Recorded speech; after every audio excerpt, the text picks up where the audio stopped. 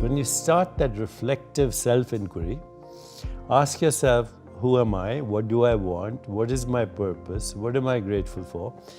Go into the stillness of meditation, you have what wisdom traditions have called revelation, revealed truth. Now, that sounds very grand. I would say just call it insight.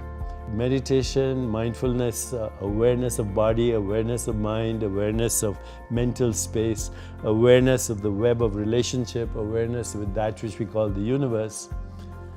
It leads you ultimately to the awareness of awareness. And when you discover that, that's nirvana.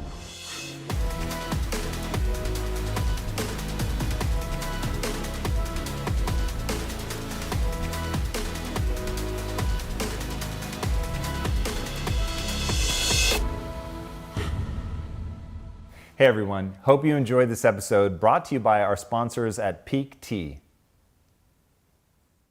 Hey everybody, welcome to Impact Theory. Today's guest is a multiple-time New York Times best-selling author, practicing medical doctor, and world-renowned pioneer in integrative medicine and personal transformation.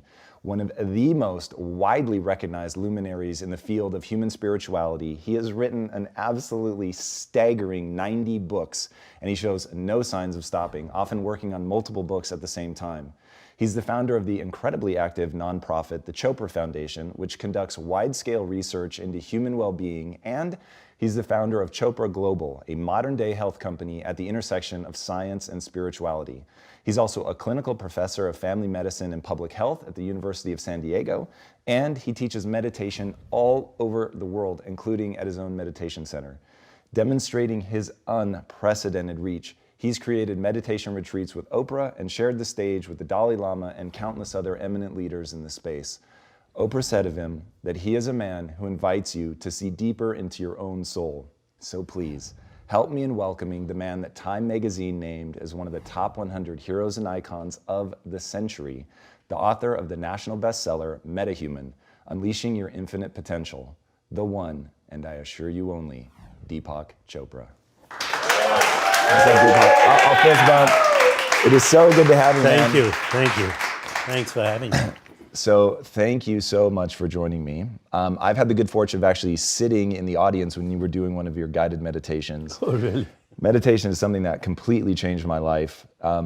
What I love about your story, though, is that you took a pretty weird route to getting where you are now. And I'd love to walk through some of that because you started as a pretty straightforward medical doctor.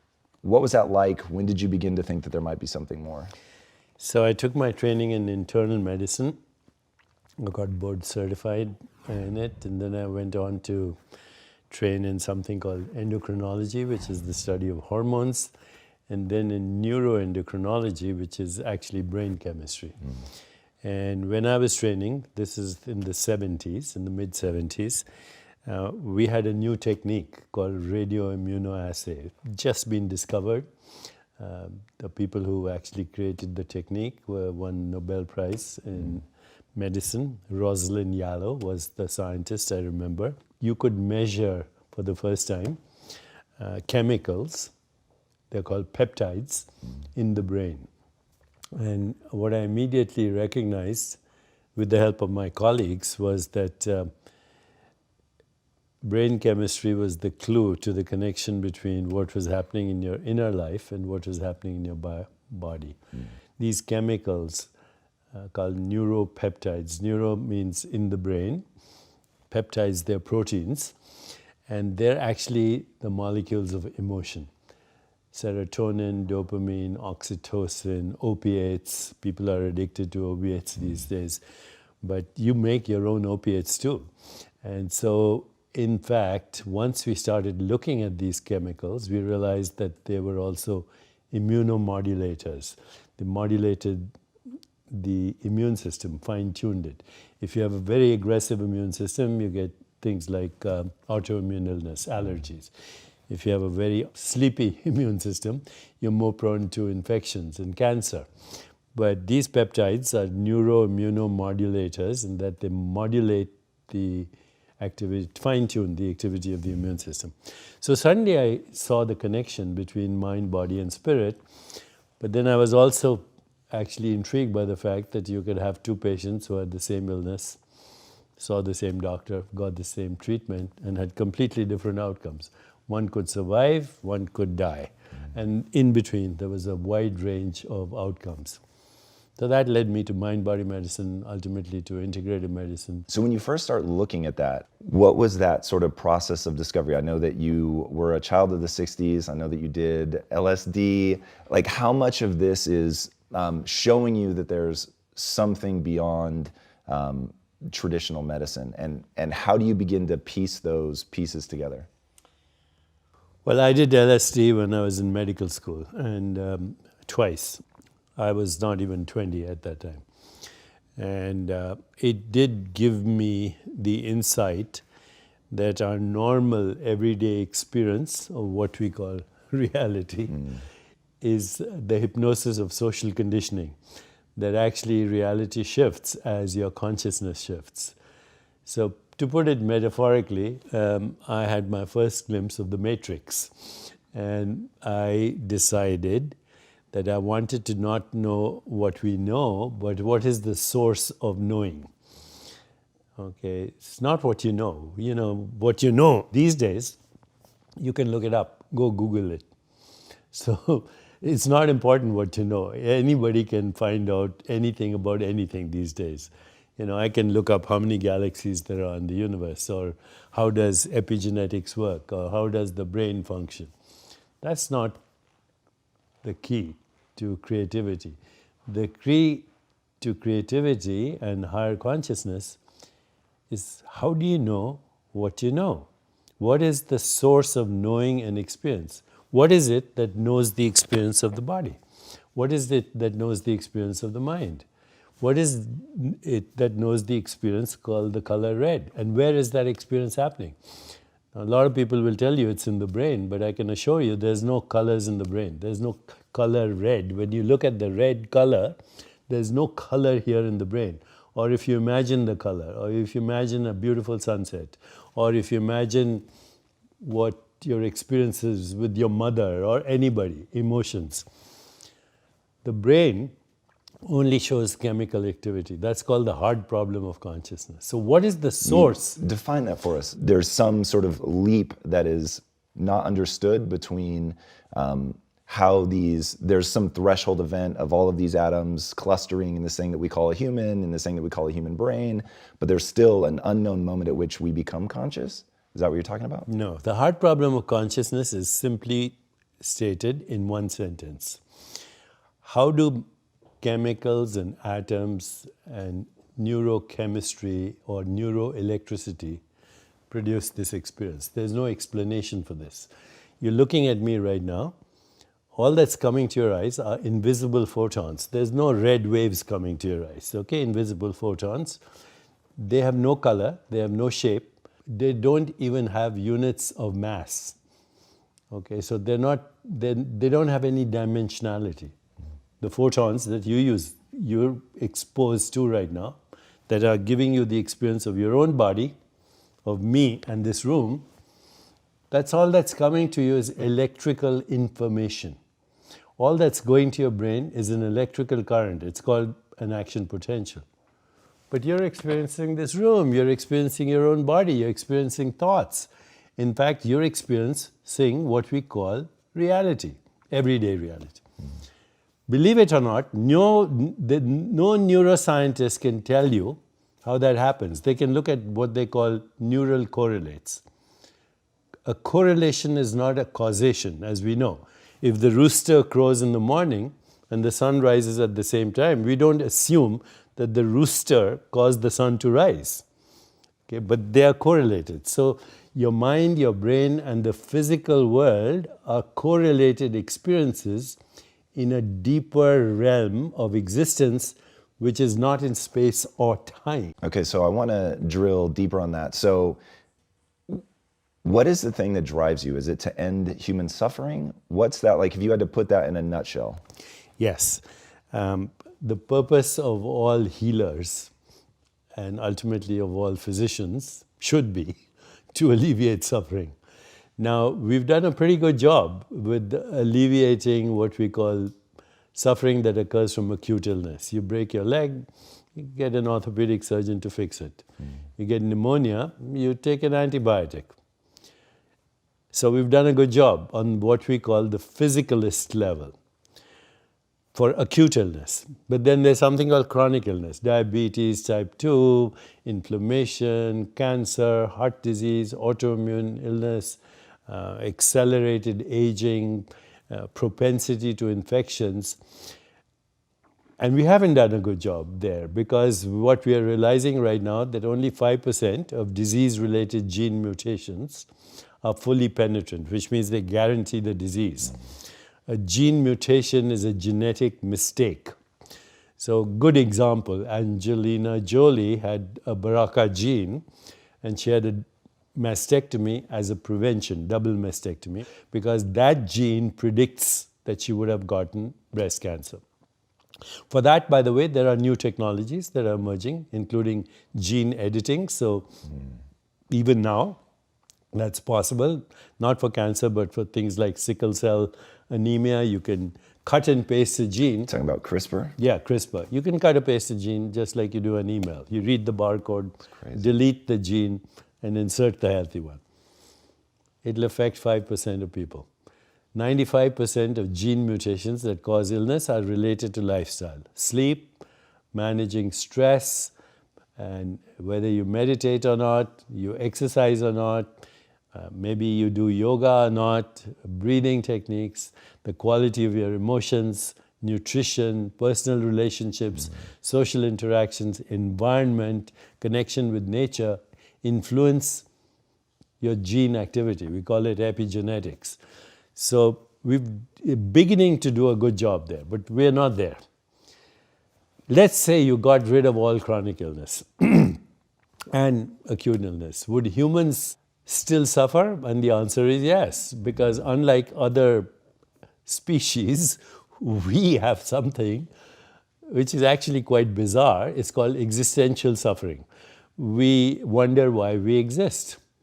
We wonder why we get old, and can we prevent that? We wonder why we get infirm and lose our memories as we get old. Can we prevent that? But we also are afraid of death. Okay. Can we prevent that? And the answer is biological death is based on a false premise, which is you are your biology and you are your body and you are a mind. Where I'm going with the hard problem of consciousness is you're not your body, you're not your mind, you're not the experience of the world, you're the consciousness in which all this experience occurs. To observe a thought is to know that you're not a thought. To observe an emotion is to know that you're not the emotion. To observe the body is to know that you're not this bundle of sensations and perceptions. So who are you? What is it that knows a thought? What is it that knows a perception, the color red? Is there a color red anywhere in the physical universe, or is it just an experience? I guarantee you, no scientist can tell you that the color red exists as a physical entity in the universe. It's an experience. In human consciousness, not in the consciousness of a bat who doesn't see colors but experiences the echo of ultrasound. So what is the color red to a bat? I think this is a good place to go back to your LSD experience. Yeah. So looking at psychedelics and the impact that they have on people's existential dread over dying. So I know they've done studies giving it to terminal cancer patients. And from what I understand, it has a pretty radical shift in people's level of fear. As somebody who's never done psychedelics, what is that experience of the dissolution of the ego? Like, where is it taking people? Is there a way for you to sort of metaphorically explain what's happening there? Yes. When you realize that everything you thought was real is not real, when you also realize that who you think you are is not real, I am not Deepak Chopra with this body, mind, ego identity, that this is a very provisional identity. If I say I'm my body, mind, I was once a fertilized ovum. Then I was a zygote, an embryo, a baby, a toddler, a young adult, and now this, and this will disappear. But when you realize that all your name, your form, and everything you see is provisional, two things happen. To some people, they have immediate, what we could only metaphorically call the dark night of the soul. They go into a deep depression because everything they thought was real is no longer real, including their own name, form, body, and mind. Some people get so scared that they have a bad trip. Some people cross that threshold and discover nirvana or enlightenment. And they say, wow, I thought I was squeezed into the volume of a body in the span of a lifetime, but I'm a timeless being that can morph myself into any experience, including the human experience, which is amazing. But the human experience is also that which causes existential depression. So the causes of human suffering, since you brought it up, are brought up in Eastern wisdom traditions as, number one, you suffer because you don't know who you are. You confuse yourself with your body-mind experience. Number two, you grasp and cling at experiences which are evanescent and transitory and dreamlike. You say, what happened to your childhood? It's over. What happened to yesterday? It's over. What happened to 5 minutes ago? It's over. What happens to these words? By the time you hear them, they don't exist. So, Wittgenstein, the German philosopher, said, we are asleep. Our life is a dream, but once in a while we wake up enough to know that we are dreaming. So what do you wake up to? When you cross this threshold, you wake up to your true self, which is not body or mind, but the awareness in which that experience is happening. So grasping and clinging at a dream is the second cause of human suffering. The third is being afraid of anything that's unpleasant, pain, abandonment, being treated by someone not respectfully. So that's, there's aversion to certain experiences. Third cause of suffering. Fourth is identifying, which is related to it, with your ego identity. And fifth is the fear of death. Now, they're all connected. They're all the same fear. And they are not knowing who you are. This is the biggest question that humans, or everybody should be asking. Who am I? What am I? Am I the changing experience of this body, which is a perceptual activity? Am I the experience of the changing mind or the changing personality? Because you don't have the same personality when you were a kid or maybe even 10 years ago. What is it at the basis of this? When you start that reflective self-inquiry, ask yourself, who am I? What do I want? What is my purpose? What am I grateful for? Go into the stillness of meditation, you have what wisdom traditions have called revelation, revealed truth. Now, that sounds very grand. I would say just call it insight. Meditation, mindfulness, awareness of body, awareness of mind, awareness of mental space, awareness of the web of relationship, awareness with that which we call the universe. It leads you ultimately to the awareness of awareness. And when you discover that, that's nirvana. Now, are you familiar with the term panpsychism? Yes. So I had never heard of that before, and it's a cop-out, but... Interesting. So I was going to ask if that is, so as I understand it, panpsychism is basically that consciousness itself is a force almost like gravity. So it is everywhere. There is no moment where enough atoms come together that you have enough complexity that consciousness arises, that it is truly fundamental. And when I was reading Metahuman, that's what I thought you were saying. I thought you were saying it is this thing that just is ever present. So if that's not what you're saying. No, it's not. But I'm glad that scientists are going in that direction, including some very big and very important thinkers and luminaries in both philosophy and science are going in that direction.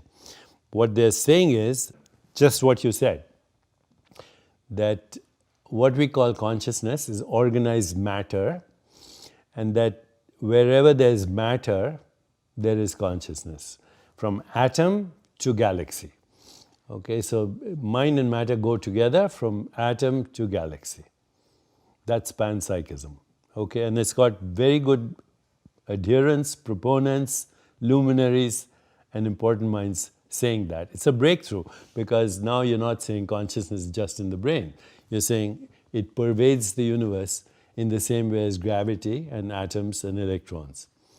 But I'm saying actually there are no atoms, there are no electrons. Gravity and force fields are human constructs. So matter is a useful construct. I'm going beyond panpsychism into what is called non-duality, which means there's only consciousness. It's modifying itself into sensations, perceptions, images, feelings, and thoughts, and we give names to that. We give a name to a shape and a color and a sensation. We call it a cup. We call it a hand. We call it the Milky Way galaxy. We call it atoms and force fields. Very useful constructs. Otherwise, you wouldn't know how to navigate everyday experience. If I tell you, I'll meet you at the corner of 56th and Broadway, you assume that's real. But we made up that notation, just like we made up latitude and longitude and Greenwich Mean Time. We didn't say Botswana Mean Time. We made up the galaxies. We made up the body. We made up gravity and force fields. By we, I mean a species of consciousness that is called human. So now my question becomes, if that is the case and all that exists is consciousness, is there something behind that? Like, why has consciousness given rise to humans? And do you see it going through like an evolutionary thing? Like how do we get here? And maybe more importantly, why do we get here? I don't know if I can answer why other than entertainment, but I can tell you what the thinking behind this is. Is there anything behind consciousness? No. You can't get behind consciousness. Meaning that is base level, that's it. Yeah, but that's called pure consciousness, okay? Now, everyday experience is modified consciousness. So right now what we're experiencing is what we call the waking state of consciousness, okay? What do you mean by that? The awareness that I'm aware? No, the awareness that is experiencing a physical body and a physical world with eyes open is called waking state of consciousness. Okay. Okay? So awareness is modifying itself every time you open your eyes into this experience, right? And you call it the physical world. Now, if you close your eyes, you have another state of consciousness where you don't actually experience the physical world. You experience sensations, images, thoughts, emotions, stories. It's like a dream. As soon as you close your eyes, you're experiencing, you might call it daydreaming, but there's no difference between a daydream and what you dream at night. The physical world has disappeared, there's only a mental world. Then you go deeper at night, even the mental world disappears in what we call deep sleep. Now that is the highest intelligence, by the way, because in deep sleep, there's unconscious processing going on, there's creativity going on, there are correlations being made, there are toxins being removed, there's a whole resetting of your memories and consolidation of that. So in deep sleep, even though there is no experience of a physical or a mental world, it's a very intelligent, highly correlated state in which unconscious processing is occurring. Memories are being consolidated. Imagination is being refined, etc., even though you have no conscious experience. So think of these three states metaphorically, like you would think of water becoming ice as the physical world, okay, water as water, fluid, dreamy, water as vapor, even more dreamy and fluctuating and ambiguous and contradictory and difficult to grasp. But if you want a little bit beyond that, I'm speaking metaphorically, you'd end up with what is called the quantum vacuum, which is the fundamental ground of existence according to science. Okay? But you can do that subjectively. You can move from the physical world to the dream world, to the sleep world, and beyond to what is called fundamental consciousness, which is the source of all knowing, all experience. In wisdom traditions, it's called undifferentiated consciousness. How does that differ from non-duality? It is non-duality. Okay. It's all modes of knowing, all knowers, and all things known. It is fundamental ground of existence of the total universe.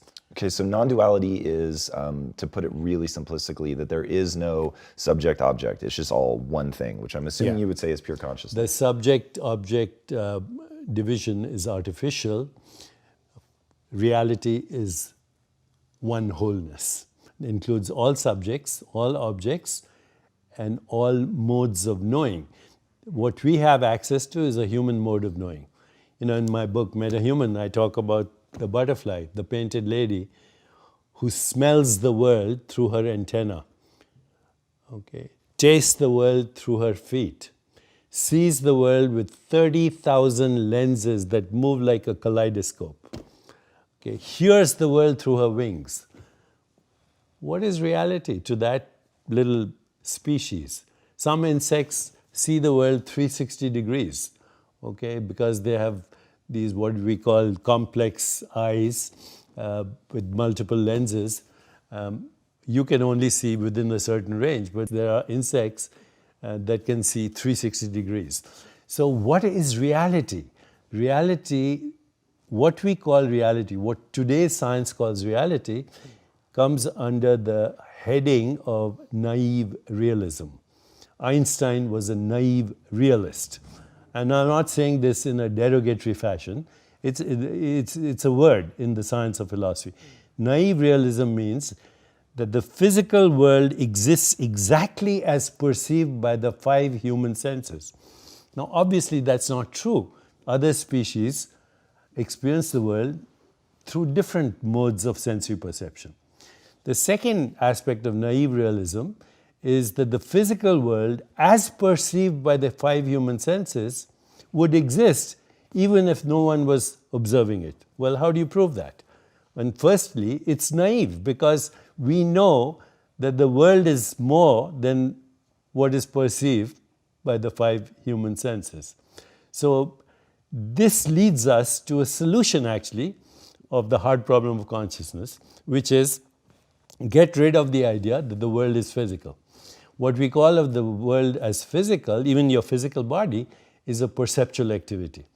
And that perceptual activity for you and me is a human perceptual activity through human consciousness, not through bat consciousness, not through mosquito consciousness, not through plant consciousness, which would fit in with panpsychism.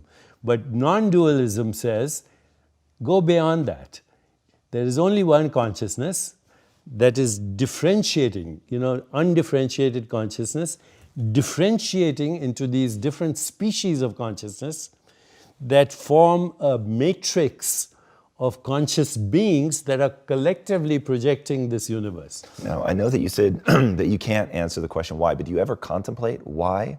Like why we would come into all these manifestations, why they would have such different experiences? I think if you say that consciousness is fundamental, then it must have a desire, and the desire must be, I need to experience myself. And consciousness being undifferentiated, timeless, spaceless, boundless, can only know itself through experience. So it modulates itself into these different varieties of experience, almost infinite. And we call it the universe, universe, one song, but in that one consciousness. Let's reground this now. So you do some really interesting personal practices. So I get it, this is all an illusion, but you do monastic retreats, you shave your head, you shave your eyebrows, you do a week of silence. I've done that, yes. So walk me through, what's the power in that? The power in that is to suddenly start to become comfortable with questioning your habitual certainties. So if I asked you, what is this? You'd say it's a cup, right? Well, if you were a baby, you wouldn't know this is a cup. This is a shape, this is a color, this is a form, this is a sensation, this is a taste, and it's noise. The rest is a story. It's a human story we created, just like we created money or Wall Street or nation states or colonial empires, and we take that for reality. So when you have time to be still, question your habitual certainties, you'll realize that actually we know nothing. Nothing. Everything we know is made up. It's a human construct. And once we are embedded in that human concept, we call it reality. We don't question what is the source of this experience. So taking retreats, practicing mindful awareness of body, of mind, of mental space, of the web of relationship, the mystery of existence, it takes you slowly deeper to your true self, which is the orchestrator of everyday experience. What's the importance of silence? As Rumi said, God's language is silence, everything else is poor translation. So is it listening to the subconscious? So for instance, part of the reason that meditation has been so powerful for me is, and I get what you're saying about correlation, but as you said, it's very strongly correlated. So breathing from my diaphragm, being quiet, takes me out of the sympathetic nervous system and into the parasympathetic, allows me to reduce my stress. You've done a lot of research into that, which is really, really fascinating. And it creates a quiet in my mind so that I can tap into the subconscious while I'm awake, which has been very powerful. It makes me feel far more creative. I'm getting far-flung connections that I wouldn't otherwise get in my mind. So it's been very advantageous. Is that the same experience for you with silence, or is there something I'm missing? No, all of that is very important, because the moment you start going into the direction of pure consciousness, you go also in the direction of homeostasis, which is self-regulation. You go in the direction of healing. You activate the parasympathetic nervous system. Talk to me about some of the science around there that your research has bared about, because it's pretty impressive. We tested people who were in a 1-week retreat. We call it the seduction of spirit, which is a nice name. And at the end of the week and before the week, we tested them for gene activity and inflammation and many other things. We found that genes that cause self-regulation and healing went up, some 17-fold over baseline. Genes that cause inflammation, which is the common background in chronic illness, and chronic inflammation is the background. Genes that cause chronic inflammation went down. The level of the enzyme telomerase, which influences how we age at a genetic level, telomere length, went up significantly. In some cases, 40%. Now, this can all be explained through what we call epigenetics. And it's a revolution, and many people have replicated these findings now. Our study was done in collaboration with scientists from Duke and Harvard and UCSF and UCSD and Scripps and so on, but other people are replicating, finding similar data, if not exactly identical data. So this is a big revolution. Now, for people that don't know epigenetics, can you give them just a quick breakdown? Yeah, you're born with 25,000 genes from your parents. You also have 2 million to 20 million bacterial genes in your gut. These bacterial genes are called the microbiome. The human genes are the genes you have. They interact with each other to produce all the metabolites in your body and produce what you call a biological organism and maintain its health. Epigenetics says that daily experience influences the activity of your genes. So you're born with a deck of cards, but now you know how to learn how to play the deck of cards so you can win the game of life, if you want to use that metaphor. And so gene activity is influenced by the things I mentioned: sleep, managing stress, exercise, yoga, breathing, pranayama, introspection, mindful awareness, emotions, nutrition, connection with nature.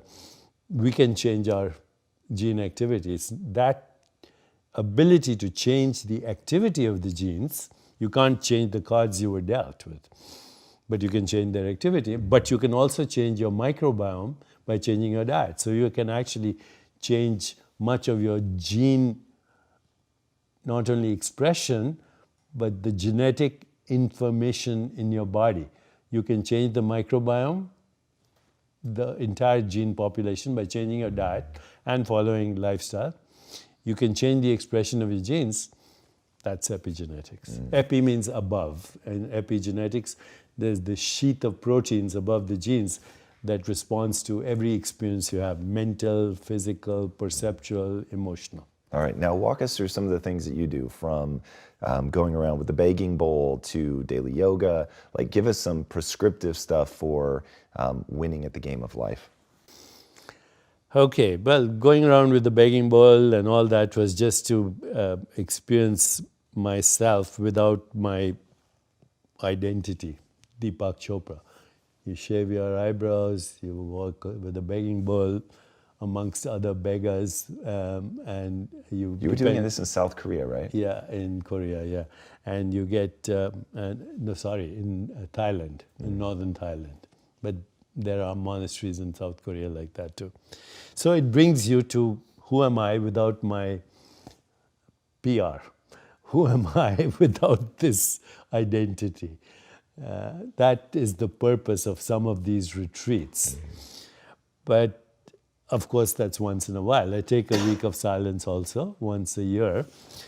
But here's what I do every day. I start my day with 4 questions. Who am I? What do I want? Who wants to know? What is my purpose? And what am I grateful for? Then I go into about a 2-hour meditation, very early in life, which is going to stillness. Now, do you answer those questions, or that's what the meditation is for? That's what the meditation, you live the questions, consciousness moves you into the answers, because consciousness is infinite and has infinite correlations. You don't have to worry about the answers. You know, it's an ancient thing. Ask and you shall receive. The unexamined life is not worth living. So you just practice that every day. Then I do about 1.5 hours to 2 hours of stillness meditation. It includes mindful awareness of body, mind, and all that. Then I do yoga. So it takes me about 3 hours to do my morning routine. I normally don't start my day till 11. Today is an exception for you. Thank you. And then I normally don't work after 5, other than when I'm giving a talk or on a tour or doing media, but normally 11 to 5. And on weekends, I write and reflect, and I enjoy my life. So what are you doing if you're working from 11 to 5? 1, what is work? And then 2, when you're enjoying your life, what does that look like? When I'm in New York, I walk the streets and I taste and smell and experience the colors and flavors of every country by walking on Broadway. I can go through Koreatown, Indiatown, Chinatown, little Italy, little Spain, little Portugal, and savor the sensuality of the experience. And I spend a lot of time doing that. By work, I actually don't have any work right now other than I write books and give speeches, which is how I learn myself. You know, whatever I'm struggling with and trying to solve, I write it down, and then, you know, if I see some clarity, then I publish it. That's work, but I don't think of it as work. I think of it as play. Now, you've said that you no longer think about aging. You think that the pursuit of that whole line of inquiry is a mistake. What did you mean by that? No, I don't not think of aging. I'm 73. My next chapter is death. So, you know, so I think about aging. I'm not bamboozled by the construct, okay, because I don't think consciousness being formless and infinite is subject to either birth or death. This is a vacation we are having on planet Earth right now, and so might as well enjoy it. But death is not the end of consciousness, it's the end of a certain storyline in consciousness, a certain interpretation of perceptions, images, feelings, and thoughts. And the storyline is, of course, the conditioned mind. As soon as you're born, you say, oh, you're Indian, you're male, or you come from a wealthy or poor family, this is your religion. and now you're bamboozled from your true self into this provisional identity. So it's not that I don't think about death. I ask myself, what is beyond my provisional identity?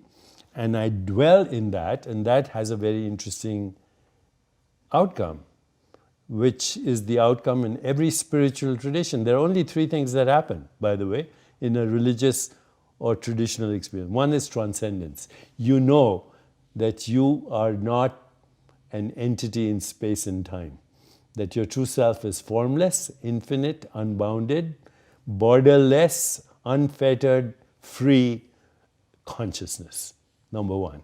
Number two, you have the emergence of what usually are referred to as Platonic truths: goodness, beauty, harmony, love, compassion, joy, equanimity. And number three, loss of the fear of death. There's nothing more important than having those three experiences, and they've been part of every wisdom tradition for thousands of years. Talk to me about love. It's interesting for somebody that started with neurochemistry, who could probably give me a very detailed breakdown of the neurochemicals involved with love. Of course, oxytocin and serotonin, but those are models, again, they are constructs. Love is not a sentiment.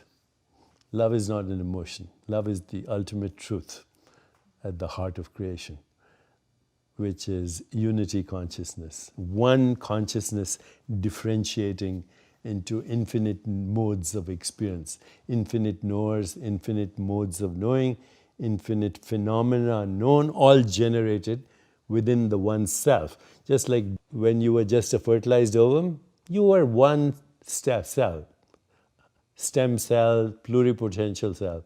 It became eyes, it became nose, it became fingernails, it became heart, it became brain.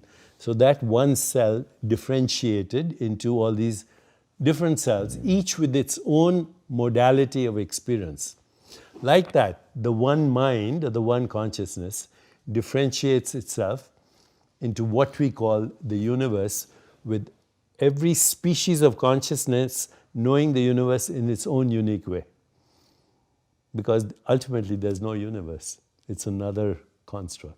When you're meditating, are you seeing images? So love is the ultimate truth. But what is that like? That help me differentiate between consciousness being sort of the floor and love being the floor. Are they one and the same? Like pure love, pure consciousness, pure knowing, pure creativity are the same thing. Interesting, because I think of, and look, I get it, this is me trapped in sort of the human experience, but I think of love as a molecule of emotion. I think of it as an experience. It's hard for me to wrap my head around. It's the source of those molecules of, molecules of emotion are human constructs, but it is the source of the feeling that you get. So I think of my mother right now, who's long gone, and as soon as I think the word mother, I see her image. And it's not in my brain. There's only chemistry in my brain. The image is in my consciousness. As soon as I think of her, actually I can hear her voice. There's no sound in my brain, but I can hear her voice in my consciousness. As soon as I think of her, I feel an emotion. Maybe there's oxytocin in my brain, but I'm not experiencing oxytocin. I'm feeling this immense emotion of joy just by thinking of her. I can even smell her skin when I was a baby. Where did all this come from? Just by thinking of the word mother, okay? The word mother in pure consciousness created this whole gestalt of experiences. I call this qualia entanglement instead of quantum entanglement. Qualia means quality of experience. Sensations, images, perceptions, feelings, thoughts. Ultimately, that's all there is. Qualia, or qualities of experience, we reify them, we objectify them, and we call them molecules. What was your mom like? She was the most amazing storyteller. And every day she would tell us a magnificent story before we went to bed. But she would stop at what is called a cliffhanger. And then she'd say, tomorrow I want you to end this story for me. Make sure it's a love story with a happy ending. That's interesting. And that's what influenced my entire life. I decided that all stories are provisional and the best stories are love stories. That's really interesting. Is that something that you continued with your kids, or is that something that... No, I continued it with my kids, for sure. That's interesting. Do you think that that brings an awareness to storytelling in and of itself, or is it most powerful because it primes you to focus on something beautiful? It actually does all of the above. Humans are different in that we are storytellers. So until about 40,000 years ago, when we had rudimentary language, there were 8 different types of humans, or maybe more. We are Homo sapiens, which means the wise ones. We gave ourselves that name. Nice and humble. But there's Homo erectus, Homo neanderthals, Homo floresiensis, on and on. They all had a rudimentary language for danger calls, mating calls, food. But then we created a language for telling stories, and we decimated every other species. Because with stories, we created money, we created empires, we created colonial states, we created Wall Street, we created technology, we created cyber hacking, and whatever else, mechanized death. This is all the result of our ability to take raw experience, which is perceptions, and make a story out of it. So once you realize that, you also realize that all stories are provisional. You're not just stories, you're the author of the stories.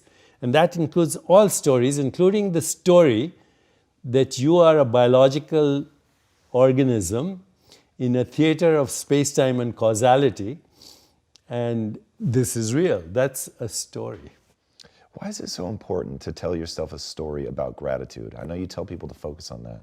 Gratitude opens the door to abundance consciousness. When I'm feeling grateful for what I already have, I feel fulfilled and joyful. And if you have gratitude, you can't experience hostility at the same time. What do you think the future of medicine is? I think the future of medicine is self-regulation. What do you mean? Meditating? And yoga and practices that stimulate the vagus nerve and create mind-body coordination. So meditation, yoga, tai chi, qigong, martial arts, knowing how to regulate your mind and body as one unit. But in addition to that, VR, artificial intelligence, and the most amazing technology that can enhance that experience of self-regulation. There's already data that you can help children with autism through VR by changing their facial expressions and giving them feedback to, what an emotional wholeness could be. Or you can change the image an anorexic person has when they look at a mirror. Or you can get rid of a phobia through VR, or burns. If somebody has burns, you create an environment where they experience cold, you're in snow and so on, all through VR. Wow. It's more effective than any burn treatment. And so I see, as we create more excursions into AI, I have an AI version of myself already that I talk to, so I can continue what I'm doing after I'm dead. Wow. And then I also am very engaged in VR and immersive experiences in virtual reality, because I believe that we are already in a virtual reality and we can modify it through extending virtual reality. So I think the future of medicine is the most amazing technology with the most amazing understanding of consciousness. That's incredible. Where can people find your massive library of books?